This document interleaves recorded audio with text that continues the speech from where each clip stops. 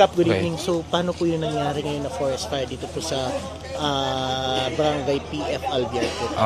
So as initial investigation po kaninang mga approximately mga 2 p.m. may tumawag po sa akin yung BSPO ko na meron daw sunog. So pumunta po kami agad dito kanina and then tinawagan ko po si Hepe ng PNP ng Vintar, si Sir Jofel, para magpa-rescue sana kasi wala akong phone number ng BFP kaya siya na lang yung tinap ko na lang siya para i-communicate yung query namin. So, agad-agad naman siguro mga after 10 minutes nandito na yung patrol tsaka yung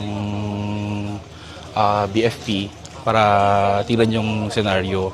So, but by that around mga 3 p.m., medyo hindi pa masyadong malaki.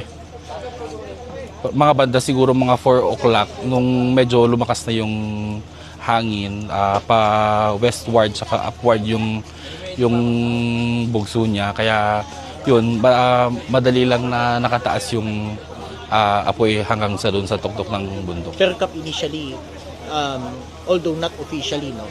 Yes. Pero initially, based on what you know right now and the best available data that you have right now, saan nag-umpisa to? And paano nag-umpisa to? Kung sunog dito? So, ang initial investigation kanina, meron daw merong part dito na hindi naman alam ng barangay officials na meron parang dam site, something. Maliit lang naman siya pero yun yung nag-cause.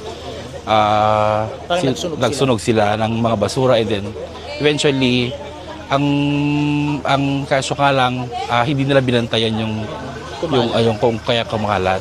Kap, so ano ngayon yung panawagan mo sa inyong mga kabarangay, Kap? So sa mga kabarangay namin and in general na lang po, although we are conducting kalinisan every week, sana let's be responsible po sa mga ginagawa natin, especially in proper disposal, segregation. Ang LGU naman po, in cooperation with them, merong po kaming once a month na kinukuha nila yung mga dump at garbages po namin.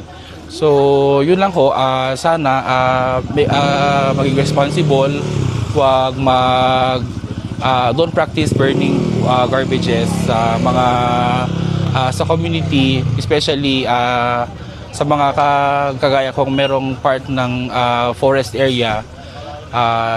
Yung pong mga puno at yung kalikasan ang number 1 na priority po natin na i-save po. Kap, i-follow up ko lang kasi nakikita po natin sa likuran po ninyo ngayon na medyo malakas pa po yung apoy, no?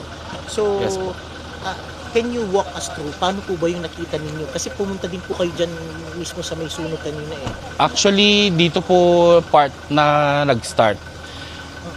Nung lumakas lang po yung hangin, papunta po dun sa taas and then yung hangin pa-east siya. Kaya dinala yung malaking apoy kanina.